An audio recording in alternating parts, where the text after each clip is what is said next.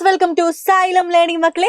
Rima miss ആണ് കേട്ടോ. അപ്പൊ നമ്മൾ എന്താണ് മൂന്നാമത്തെ ചാപ്റ്റർ എടുത്ത് തുടങ്ങിയിട്ടുണ്ട്. മൂന്നാമത്തെ ചാപ്റ്ററിന്റെ പേരായിരുന്നു എന്ത്? ഡൈവേഴ്സ് എംപ്ലോയ്മെന്റ് അല്ലെ, തൊഴിൽ വൈവിധ്യങ്ങൾ എന്നാണ് നമ്മുടെ തേർഡ് ചാപ്റ്ററിന്റെ പേര്.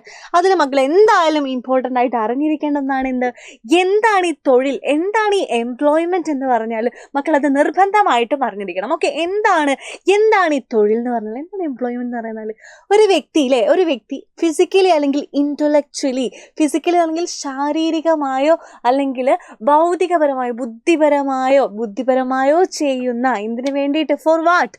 വരുമാനത്തിന് വേണ്ടിയിട്ട്, പൈസയ്ക്ക് വേണ്ടിയിട്ട് ഒരു വ്യക്തി ഫിസിക്കലി അല്ലെങ്കിൽ ഇന്റലക്ച്വലി തയ്യാറാകുന്ന പ്രവൃത്തിയാണ് നമ്മൾ എന്ത് വിളിക്കുന്നത്?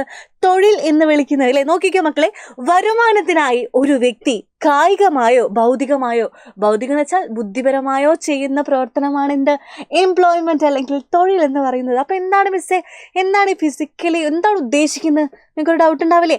ഫിസിക്കലി എന്ന് പറയുന്നത് നമ്മൾ എന്താ പൈസയ്ക്ക് വേണ്ടി, ഈ ഫിസിക്കലി എന്ന് പറയുമ്പോൾ നമ്മൾ ശരീരം മൊത്തം അനങ്ങി ചെയ്യുന്ന ജോലിയൊക്കെ ഉണ്ടാവില്ലേ. അതായത് ഈ കൂലിപ്പണിക്ക് പോകുന്ന പോലെ ആൾക്കാർ, ചുമട്ടെടുക്കുന്ന ആൾക്കാർ, അങ്ങനെ ഫിസിക്കലി വർക്ക് ചെയ്യുന്ന ആൾക്കാരുണ്ട് അല്ലേ. ഫിസിക്കലി ചെയ്യുന്നതിലൂടെ വരുമാനം കണ്ടെത്തുന്ന ആളുകളുണ്ട്. അല്ലെങ്കിൽ ഇന്റലക്ച്വലി ഈ IT ഫീൽഡൊക്കെ അല്ലേ, ഈ ബുദ്ധിപരമായിട്ട് ചെയ്യേണ്ട കാര്യങ്ങളൊക്കെ ചെയ്യുന്ന, ഈ കസാലമിൽ ഇരുന്നുകൊണ്ട് ഇങ്ങനെ വെറും ബുദ്ധി വർക്ക് ചെയ്ത് ചെയ്യുന്ന ഓരോരോ ജോലികൾ ഉണ്ടാവില്ലേ, അതാണ് എന്ത്? ബുദ്ധിപരമായി അല്ലെങ്കിൽ ഇന്റലക്ച്വലി ചെയ്യുന്ന ആ ഒരു ജോലി എന്നൊക്കെ പറയുന്നത്. ഓക്കെ, ഒന്നുകിൽ ശാരീരികമായിട്ടായിരിക്കും അല്ലെങ്കിൽ എന്താണ്, ബുദ്ധിപരമായോ ചെയ്യുന്ന പ്രവർത്തനമാണ് തൊഴിൽ എന്ന് പറയുന്നത്. നോക്കിക്കോ മക്കളെ, employment is the work done by person physically or intellectually for income. For what? Income അല്ലെ.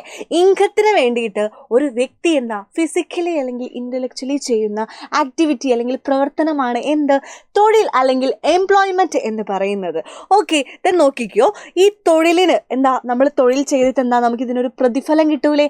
ആ പ്രതിഫലം എങ്ങനെയാ കിട്ടുന്നത്? നോക്കിക്കോ, കൂലിയായോ ശമ്പളമായോ ലഭിക്കുന്നു. എങ്ങനെയാ കിട്ടുന്നത്? It's reward is paid in the form of wages of salary. എങ്ങനെയാ ഇതിന്റെ റിവാർഡ് കിട്ടുന്നത്? Reward is paid in the form of for wages അല്ലെങ്കിൽ സാലറി അല്ലെ. വേജസ് ആയിട്ടോ കൂലിയായിട്ടോ അല്ലെങ്കിൽ സാലറി ശമ്പളമായിട്ടോ ആണ് നമുക്ക് ഇതിന്റെ എന്ത് കിട്ടുന്നത്? റിവാർഡ്, പ്രതിഫലം കിട്ടുന്നത്. നമ്മൾ ജോലി ചെയ്താൽ നമുക്ക് എന്താണ്, ഈ ഡെയിലി ഈ വേജസ് എന്ന് പറയുന്നത് എന്താ, നമ്മൾ ഡെയിലി വർക്ക് ചെയ്യുന്ന ആൾക്കാരുണ്ടാവില്ലേ, ദിവസക്കൂലി എന്ന് പറയുന്നത്. നമ്മുടെ വീട്ടിലൊക്കെ ഈ വാർപ്പിൻ്റെ പണിക്കൊക്കെ വരുന്ന ആൾക്കാരില്ലേ, നമ്മൾ ദിവസക്കൂലി, കല്ല് കൊത്താൻ വരുന്ന ആൾക്കാർക്കൊക്കെ നമ്മൾ ദിവസക്കൂലി ആയിട്ടല്ലേ പൈസ കൊടുക്കുക. അപ്പോൾ അതാണ് എന്താ ഈ വേജസ് എന്ന് പറയുന്നത്. മണിക്കൂറോ അല്ലെങ്കിൽ ഒരു ദിവസം അല്ലെ, ഒരു ദിവസത്തെയോ ഒരു മണിക്കൂറോ അല്ലെങ്കിൽ എത്ര മണിക്കൂറായിക്കോട്ടെ അന്നത്തേക്കുള്ള പൈസ കൊടുക്കുന്നതിനെയാണ് നമ്മൾ വേജസ്, കൂലി എന്ന് പറയുന്നത്. മറ്റേ സാലറി എന്ന് പറയുന്നത് എങ്ങനെയാ, ഒരു മാസം കഴിഞ്ഞിട്ട് കൊടുക്കുന്നതാണ് എന്താ സാലറി എന്ന് പറയുന്നത് അല്ലേ. അപ്പോൾ നമുക്ക് എന്താ, നമ്മൾ ചെയ്യുന്ന ജോലിയുടെ പ്രതിഫലം എങ്ങനെയാ, വേജസ് ആയിട്ടോ അല്ലെങ്കിൽ സാലറി ആയിട്ടോ ആയിരിക്കും നമ്മുടെ കയ്യിലേക്ക് കിട്ടുന്നത്. ഓക്കെ, അങ്ങനെ ചെയ്യുന്ന പ്രവർത്തനമാണ് എന്ത് മക്കളെ? തൊഴിൽ അല്ലെങ്കിൽ എംപ്ലോയ്മെന്റ് എന്ന് പറയുന്നത്. അപ്പോൾ എംപ്ലോയ്മെന്റ് സെറ്റ് അല്ലേ. ഇതുപോലത്തെ ചെറിയ വീഡിയോസ് ആയിട്ട് മിസ് ഇനിയും വരുന്നതായിരിക്കും. ബൈ.